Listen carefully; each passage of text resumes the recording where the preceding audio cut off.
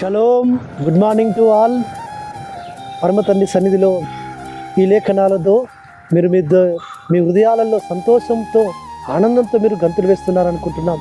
పరమ తండ్రి యొక్క వాక్యము ఆ జీవాహారము విని ఆయన జీవంతో నింపబడుతూ, ఆయన ఆదరణ చేత ఆదరింపబడుతూ, ఆయన బలము చేత బలపరచబడుతూ, ఆయన సన్నిధి కాంతి చేత మీ హృదయాలలో వెలుగులు నింపబడుతూ, ఆయన సన్నిధిలో మీరు ఆనందంతో మీరు జీవిత యాత్రను కొనసాగిస్తున్నారని, ఆయన మార్గంలో నడుస్తూ ఆయన సేవించడానికి దినదినము మీరు నూతనమైన కృపతో ఆయన సన్నిధిలో మీరు వెలిగింపబడుతున్నారని అనుకుంటున్నాము. కాబట్టి ప్రియులారా, అనుదిన కృపలో భాగం వస్తున్న లేఖనాలు ఈ విధంగా దీని వెనకాల ఎంతో ప్రయాసం ఉంది సుమా. బిడ్డలు యవనస్తులు ఎంతో ప్రయాసపడుతున్నారు. వారి ప్రయాసము పరమతని చూస్తున్నాడు. వారిని పరమతని తప్పక ఆదరిస్తాడు, వారిని కనికరిస్తాడు, వారిని ఆశీర్వదిస్తాడు, దీవిస్తాడు. కాబట్టి ఆ యవనస్తుల పరిచర్యలో వారి ప్రయాసంలో తగిన మనము కూడా ఫలము పొందుకోవాలి అంటే మనం ఏం చేయాలంటే వారి ఆదరణ కొరకు, వారి భవిష్యత్తు కొరకు మనం ప్రార్థన చేద్దాం. అనుదిన కృపలో భాగంగా ఈ దినం కూడా లేఖన భాగం మనం చూసుకుంటుంటే 2 కొరింథీ రాసిన పత్రిక 13వ అధ్యాయము 11వ వచనంలో ఆయన అపోస్తలుడైన పౌలు కొరింథీ సంఘానికి ఈ మాట రాసి వస్తున్నాడు.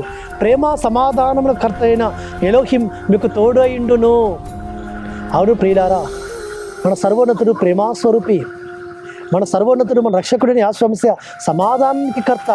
కాబట్టి ఆ ప్రేమ సమాధానకర్త అయిన యెహోవా మనకు తోడుగా ఉండాలి అంటే మనం కూడా మన సహోదరులందరితో ప్రేమగా ఉండాలి సుమా. కాబట్టి ఎవరితో శత్రుత్వం ఉంచుకోకూడదు. ఎవరితోనైనా మనము సమాధానంగా ఉండాలి. శక్యమైతే సమస్త మనుషులతో సమాధానంగా ఉండి మనం సర్విస్తూ వచ్చాడు. కాబట్టి మన కుటుంబ సభ్యులతో, మన ఇరుగు పొరుగు వారితో, సంఘస్థులతో, మనం ఎక్కడైతే వ్యాపారం చేస్తున్నామో, ఎక్కడైతే ఉద్యోగం చేస్తున్నామో, ఆ మనకు పార్ట్నర్స్తో అందరితో కూడా మనం ఏ విధంగా ఉండాలంటే ప్రేమగా ఉండాలి, సమాధానంగా ఉండాలి, ఐక్యంగా ఉండాలి. ఎప్పుడైతే ఏక హృదయముతో, ఏకాత్మతో, సమాధానంతో, ప్రేమగా మనం నడుచుకుంటుంటామో, దాని కొరకు మనం ప్రయాసపడతామో, శ్రమ పడతామో, అప్పుడు ప్రేమ సమాధానకర్త అయిన ఎలోహిం మనకు తోడుగా ఉండి మనం నడిపిస్తాడు సుమా. కాబట్టి అట్టి సంపూర్ణత వైపు, అట్టి పరిపూర్ణత వైపు మనం సాగి వెళుతూ మనం ఏం చేయాలంటే ఎలోహిం సన్నిధానంలో నిత్యము సంతోషిస్తూ, ఆనందిస్తూ, ఆయన గణపరుస్తూ, మహేపరుస్తుంటుంటే ఆయన మనల్ని ఏం చేస్తారంటే ఆయన ప్రేమతో మనల్ని అనుదినము కూడా దర్శిస్తుంటాడు సుమా. ఆ ప్రేమ స్వరూపిణి ఆశ్రమిస్తే తన సమాధానం మన ఉదయంలో ఉంచుతాడు సుమా. ఆ ప్రేమ సమాధానము మనకు సమృద్ధిగానిచ్చి మనల్ని ఆదరిస్తాడు. ఆయన మనల్ని ధైర్యపరుస్తాడు, మనల్ని బలపరుస్తాడు. కానీ ప్రియులారా, మనము ఏ విధమైన మనసుతో ఉంటే ఆయన అట్టి విధంగా ఆశీర్వాదాలు మన మీద కుమ్మరిస్తాడు. మనం ప్రేమగా ఉందాం, మనం సమాధానంగా ఉందాం, మనం అందరితో ఆదరణతో ఆదరిస్తాం అందరినీ. అప్పుడు పరమతండ్రి తన ఆదరణ, తన ప్రేమ, తన సంతోషము మనకు సమృద్ధిగానిచ్చి ఆయన మనకు తోడుగా ఉండి మనం నడిపిస్తాడు సుమా. కాబట్టి అటు సంపూర్ణత వైపు, అటు పరిపూర్ణత వైపు మనం సాగి వెళదాం. కాబట్టి దాని కొరకు ఏక హృదయం కొరకు ప్రయాసపడదాం, ఏక మనసు కలిగి మనము ఆయన సన్నిధానంలో నిలబడదాం. అట్టి విధమైన కృప పరమతని మనకు నిరంతరం తోడుగా ఉంచి మనల్ని ఆయన బలపరిచి నడిపించునుగాక. ప్రార్థన చేసుకుందాం.